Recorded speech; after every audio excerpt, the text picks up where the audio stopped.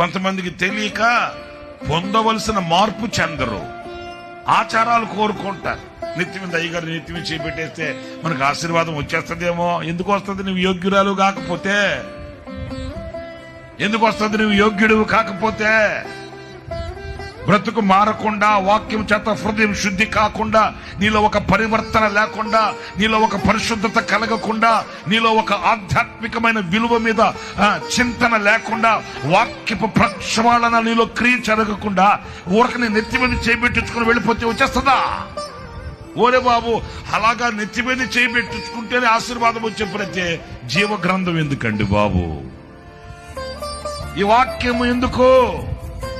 వాక్యం నిన్ను శుద్ధి చేస్తే, వాక్యం నిన్ను వెలిగిస్తే, వాక్యం నిన్ను బలపరిస్తే, వాక్యం నిన్ను సరిచేస్తే, ఆ సరి చేయబడిన మనస్సు ద్వారా కలిగే ఆ యోగ్యత, అర్హత నువ్వు అందుకుంటే ఆనాడు పలకబడిన దీవెన నీ నెత్తి మీద నిలుస్తుంది, నీ నివాసములో ఉంటుంది.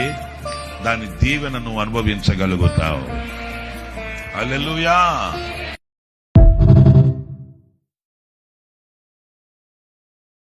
Download ShareChat.